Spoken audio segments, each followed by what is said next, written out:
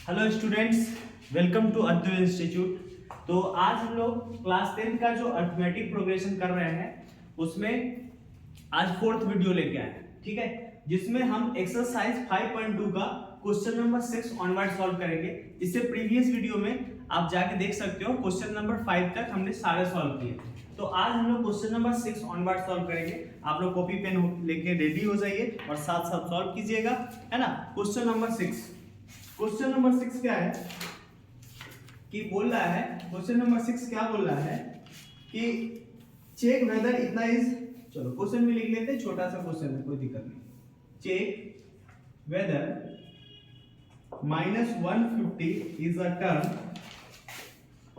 Term of the AP और आपको एक सीरीज दिया हुआ है 8, 5, 2 and so.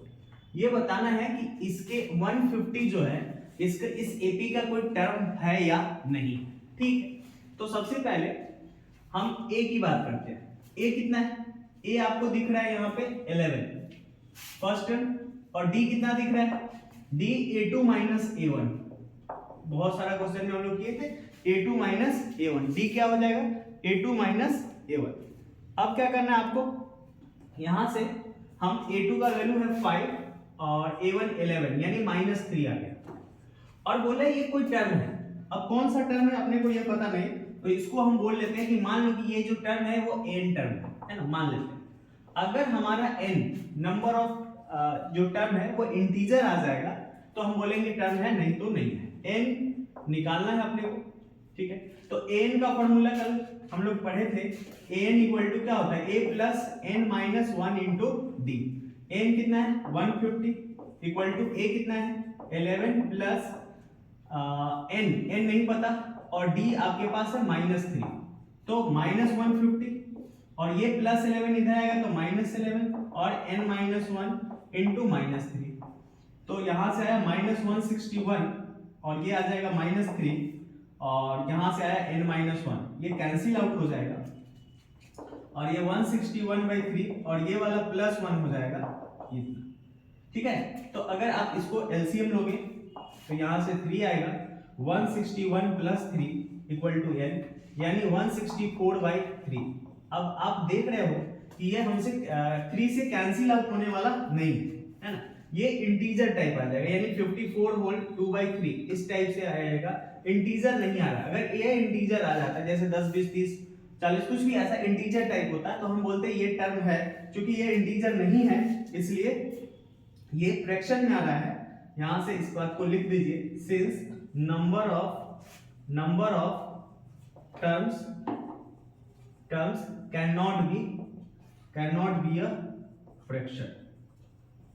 fraction, so -150 cannot be a term of AP जो दिया हुआ है इसका टर्म है या नहीं, तो ये टर्म नहीं होगा। अगर ये n का वैल्यू इंटीजर आ जाता, यानी कोई भी नंबर आ जाता 10, 20 ऐसे, तो हम बोलते ये है, ये जो 150 है इस गिवन एपी सीरीज का ये टर्म होता। लेकिन यहाँ पे 150 टर्म नहीं है क्योंकि ये जो चीजें आ रहा है वो फ्रैक्शन में आ रहा है इस, ठीक है। ये था क्वेश्चन नंबर 6, ठीक है। क्वेश्चन नंबर 7 यहाँ पे आगे की तरफ सॉल्व कर रहे हैं। क्वेश्चन नंबर 7 यहाँ लिखते हैं। क्वेश्चन नंबर 7 क्या बोलता है कि find the 31st term of an AP whose 11th term is 38 and 16th term is 73, ठीक है। Find the 31st term of an AP whose 11th term is 38 and 16th term is 33, ठीक है। तो इसका 31st फाइंड करना है ना, 31st term find करना है। इस वाले क्वेश्चन में देखो 31st टर्म फाइंड करना है, ठीक है, जिसका 11th टर्म कितना दिया है? 11th टर्म दिया है 38 और 16th टर्म कितना दिया है? 16th टर्म दिया है 73। 16 देखो, तो 11 टर्म को क्या लिख सकते हो? 11 टर्म को लिख सकते हो a plus 10d। 11th term को क्या लिख सकते हो a प्लस 10d। और 16th टर्म को क्या लिख सकते हो a plus 15d equal to 73। ऐसा लिख सकते हो, कोई दिक्कत नहीं। अब इन दोनों में से अगर माइनस किया जाए, है ना, यहां से माइनस किया जाए इन दोनों, अगर ये इक्वेशन 1 है ये इक्वेशन 2 है, अगर इन दोनों को आप माइनस करते हो, इक्वेशन 2 माइनस 1 कर लो, तो देखो क्या आ रहा है a प्लस 15d और यहाँ पे 73 है, और a प्लस 10d यहाँ पे वैल्यू कितना है 38। अगर इसको सब्ट्रैक्ट करोगे, ये माइनस माइनस माइनस ये कैंसिल आउट हो जाएगा, और ये आ जाएगा 5d, और यहाँ 13 में से 8 जाएगा तो 5, और 6 में से 3, है ना, तो d का वैल्यू यहाँ से आ जाएगा 35/5, यानी d आ गया 7। चलो d आ गया 7, ठीक है। अब इधर की तरफ सॉल्व करते हैं, d आ चुका है आपका 7। चलो इधर सॉल्व करेंगे, तब तक आप नोट कर सकते हो, है, d आ गया है 7।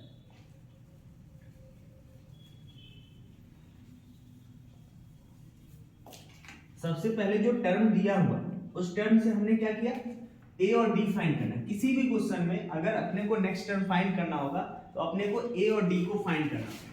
a और d अगर फाइंड हो गया तो उसके बाद जो सा टर्म पूछेगा आपके क्वेश्चन में, उस टर्म को हम फाइंड इजी वे में कर सकते हैं, ठीक है। तो यहां से आप देख रहे हो क्या है कि हमको a और d फाइंड करना है। a और d फाइंड करने के लिए हमने d फाइंड कर लिया पहले, अब d फाइंड करने के बाद a फाइंड कर सकते हैं। किसी भी इक्वेशन में फर्स्ट या सेकंड में आप क्या करो, d का वैल्यू रख दो, वहां से आपको a फाइंड हो जाएगा। किसी भी वैल्यू में किसी भी इक्वेशन में आप d का वैल्यू रख दो, a फाइंड हो जाएगा, ठीक है। तो हम फर्स्ट इक्वेशन से बात करते हैं, from equation first. From equation first क्या है, इक्वेशन फर्स्ट है आपके पास a plus 10d equal to 38, ठीक है। और d का वैल्यू कितना निकाले 7, रख दो यहाँ पे, a plus 10 into 7 equal to 38। तो a का वैल्यू आ गया 38, और ये जाएगा उधर प्लस में माइनस, 7 10 जा 70, है ना। तो a का वैल्यू आ गया यहाँ से कितना, माइनस का 32। चलो तो d फाइंड हो गया, यहां से d फाइंड है और a फाइंड है। तो आपको कौन सा टर्म पूछा है क्वेश्चन में, 31st। तो 31st टर्म को क्या लिख सकते हो, a plus 30d, a plus 30d, a का वैल्यू है माइनस 30, और d कितना निकाले थे 7, तो माइनस 32 अब प्लस 7 3 जा 21, 210 से 32 को माइनस कर लो, 178 इसका आंसर, 178 इसका आंसर। ये क्वेश्चन नंबर 7 था, ये क्वेश्चन नंबर 7 था। अब हम लोग नेक्स्ट क्वेश्चन 8 को सॉल्व करेंगे, ठीक है। ये 7 था, अब हम लोग 8 नंबर की तरफ बढ़ेंगे। क्वेश्चन नंबर 7 को पहले आप नोट कर लो, फिर हम लोग क्वेश्चन नंबर 8 की तरफ चलते हैं, ठीक है। ये 7 का ये वाला पार्ट, चलो इधर वाला पार्ट कंप्लीट है, तो ये इरेज कर लो,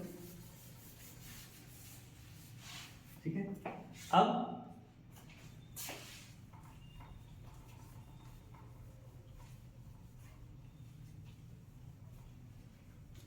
क्वेश्चन नंबर 8 को सॉल्व करें, ठीक है। क्वेश्चन नंबर 8 की तरफ चलते हैं।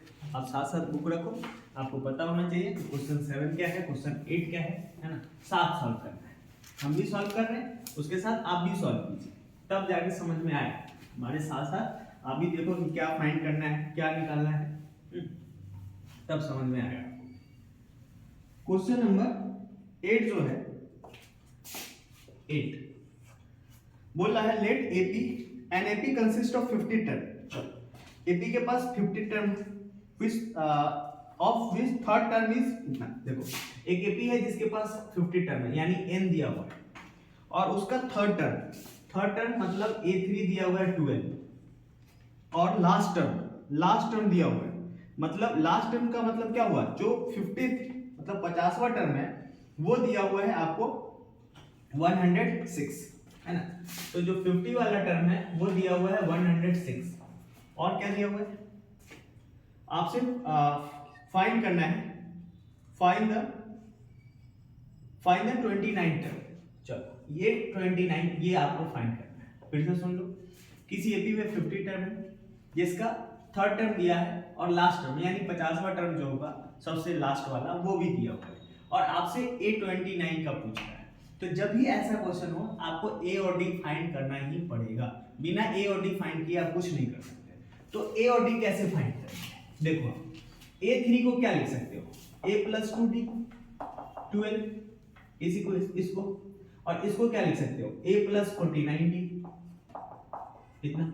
इसको ऐसा लिखने में कोई दिक्कत नहीं है, जो टर्म दिया होगा उससे एक कम। जैसे यहाँ थर्ड था तो A + 2D लिखे, यहाँ 50 था तो A + 49 50D लिखे।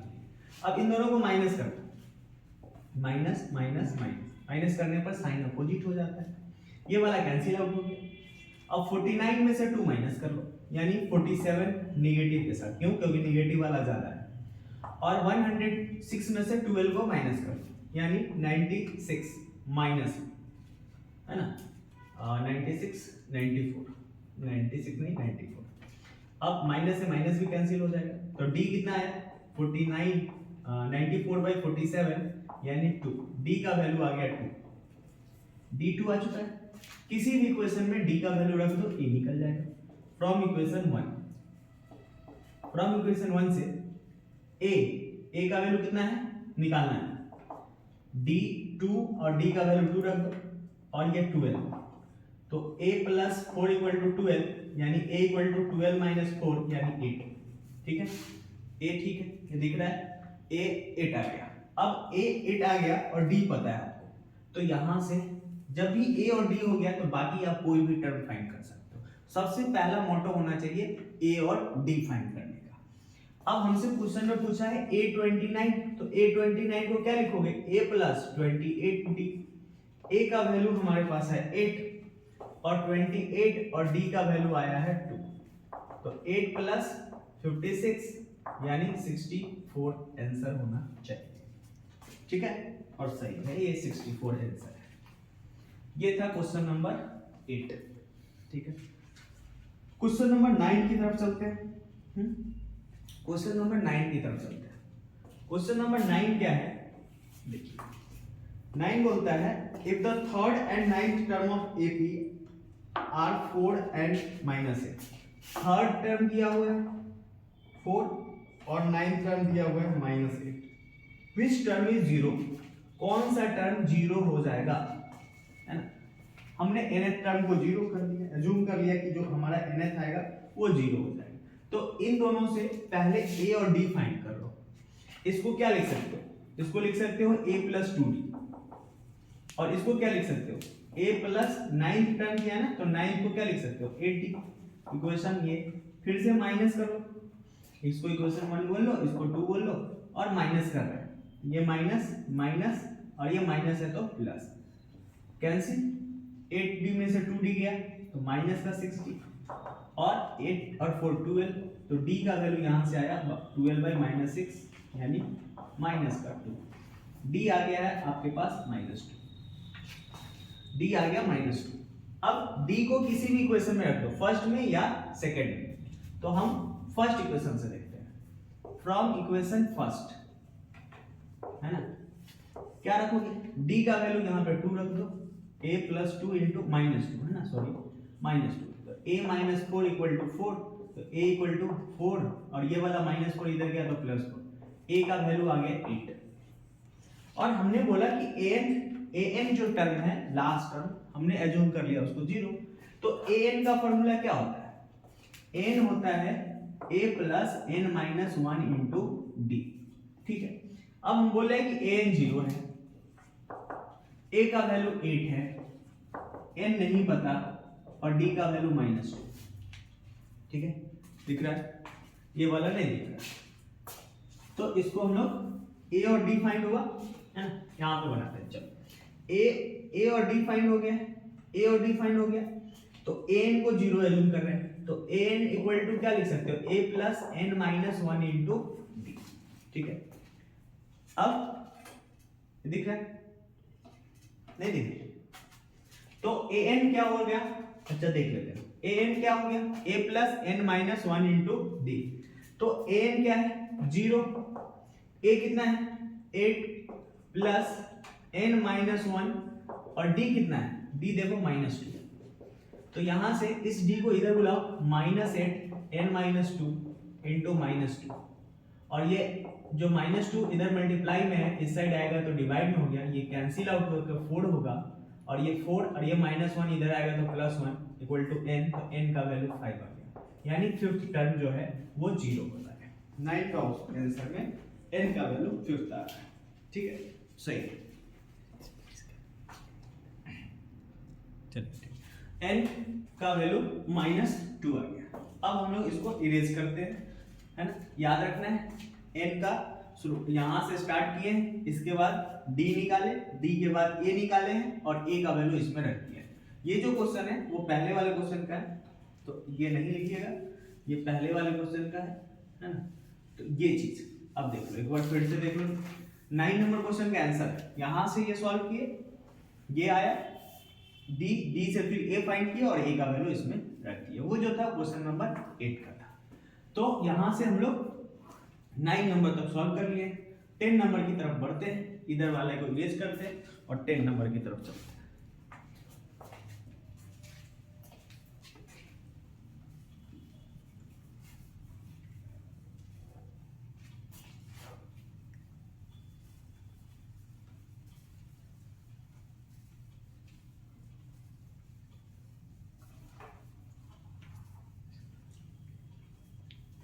चलो अब हम लोग 10 नंबर क्वेश्चन को सॉल्व करेंगे और फिर आगे की तरफ बढ़ेंगे। 10 नंबर क्वेश्चन,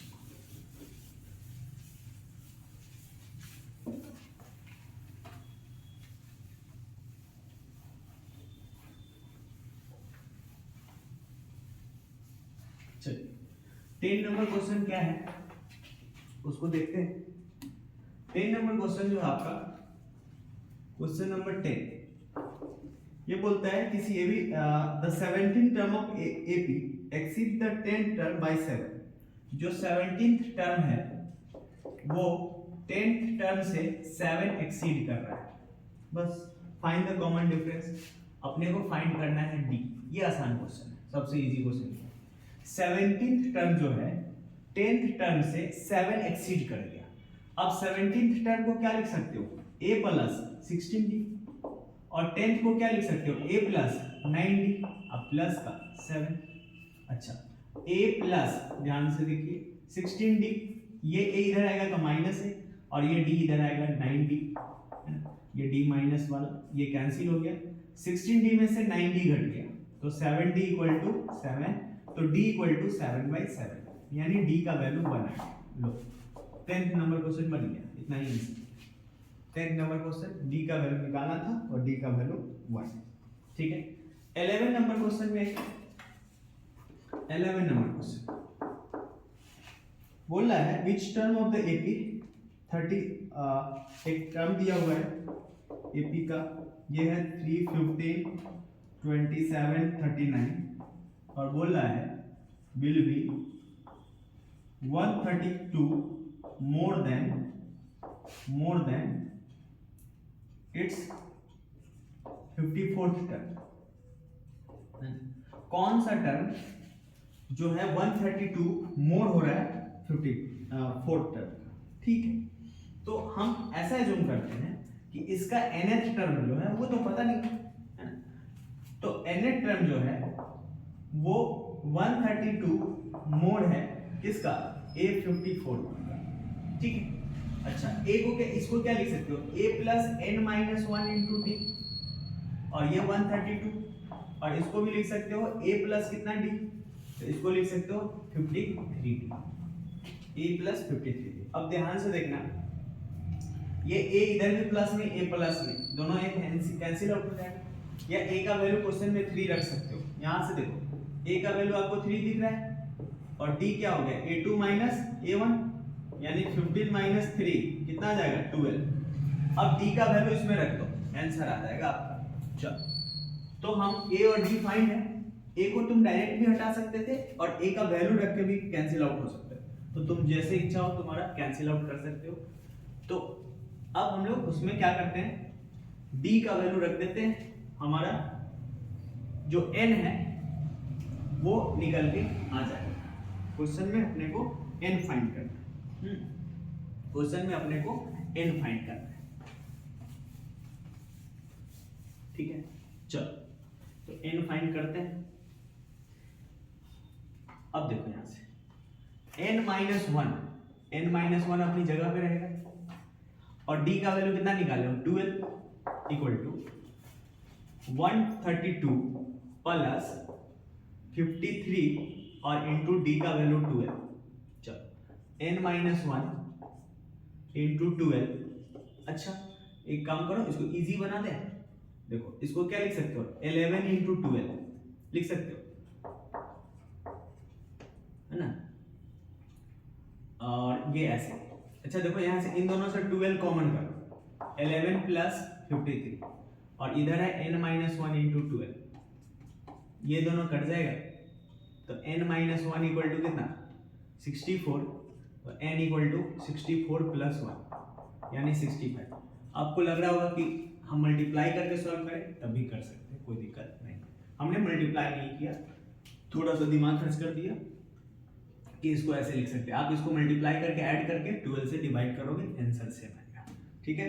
एक क्वेश्चन और देखते हैं लास्ट और उसके बाद छोड़ देंगे, ठीक है। तो क्वेश्चन नंबर 12 क्या है, 2 AP है और जिसका सेम कॉमन डिफरेंस है। The difference between their 100 term is, देखो 2 AP है, 2 AP का जो ये क्वेश्चन फंसता है बच्चे को, तो समझना है 2 AP का जो 100 टर्म का डिफरेंस है वो 100 है, तो उसके 1000 टर्म का डिफरेंस पूछ रहा है। 2 AP का 100 टर्म का जो डिफरेंस है, मान लो फर्स्ट AP है और एक AP A है और एक AP B है। इन दोनों के 100 टर्म, AP का ये फर्स्ट AP A है और सेकेंड AP B है, तो इस AP के 100 टर्म और इस AP का 100 टर्म का डिफरेंस क्या है 100 है, और इसके 1000 टर्म और इसके 1000 टर्म का डिफरेंस पूछ रहा है आपसे क्या होगा। क्वेश्चन ये है, 2 AP है, एक AP A है एक AP B है और दोनों के 100 टर्म का डिफरेंस 100 है, उसके 1000 टर्म का डिफरेंस आपसे पूछ रहा है। तो और लेकिन क्वेश्चन में एक चीज और दिया है कि इसका कॉमन डिफरेंस सेम है ना। Let the common difference of AP, जो भी AP दिया हुआ है उसको D मान, AP is BD, ठीक है। कॉमन डिफरेंस को D मानिए, ठीक है। अब कॉमन डिफरेंस अगर D हो गया है तो यहां पे देखिए बन जाएगा एक लाइन का और आंसर है इसका, ठीक है। कॉमन डिफरेंस को D मानिए। अब ध्यान से एक बात देखना, क्या कि इस AP के फर्स्ट जो AP दिया है ना, ये जो AP दिया है 100, पहले वाले AP का फर्स्ट टर्म को A बोल रहे हैं और इसको लिख सकते हो 99D, ठीक है, माइनस सेकेंड वाले AP का फर्स्ट टर्म B होगा और इसको लिख लो 99D, क्योंकि दोनों का कॉमन डिफरेंस सेम है और ये है 100। यहां से A plus 99D minus B equal to 99D लिख सकते हो 100। ये 99D कैंसिल आउट हुआ तो A माइनस B कितना आ गया 100 आ गया। इसको इक्वेशन 1 मानते हैं। अब बोल रहा है कि इसके 1000 टर्म, तो पहले AP का 1000 टर्म को क्या लिखोगे, मतलब पहले AP का 1000 टर्म A प्लस 999D, इसका 1000 टर्म को क्या लिखोगे A प्लस 999D, और इस AP का जो फर्स्ट टर्म है यहाँ B लिखना चाहिए, सॉरी, ये जो फर्स्ट AP है ये सेकेंड AP है, उसके 1000 टर्म को क्या लिखोगे B प्लस 999D, ये पूछ रहा है आपसे, यानी A 1000 माइनस B 1000 ये पूछ रहा है। अच्छा देखो A plus 999D minus B हो जाएगा और माइनस 999D हो जाएगा, ये दोनों कट के कितना आ रहा है कैंसिल आउट हो गए, A माइनस B है और A माइनस B हम फर्स्ट इक्वेशन से कितना निकाले 100, तो इसका भी आंसर 100 ही आएगा। अगर किसी AP के कॉमन डिफरेंस सेम है तो फर्स्ट AP का अगर 100 टर्म का डिफरेंस 100 है, उसके 1000 टर्म का डिफरेंस भी कितना आएगा 100 ही आएगा। तो ये था आपका 12 नंबर क्वेश्चन, ठीक है। इसके आगे अभी ढेर सारा क्वेश्चन है, ठीक है, तो उसको हम लोग नेक्स्ट वीडियो में करेंगे। अभी 20 क्वेश्चन है, 20 तक 12 तक हमने किया है, 8 क्वेश्चन और बचा है, ठीक है, तो इसको हम लोग नेक्स्ट वीडियो में करते हैं। हालांकि ज़्यादा टाइम नहीं लगता, बट फिर भी ज़्यादा लंबा नहीं बनाते, नेक्स्ट वीडियो में मिलते हैं फिर से और उसके आगे का क्वेश्चन करेंगे। तब तक के लिए थैंक यू। वीडियो अच्छा लगे तो लाइक कर दीजिएगा, ठीक है, मिलते हैं फिर नेक्स्ट वीडियो।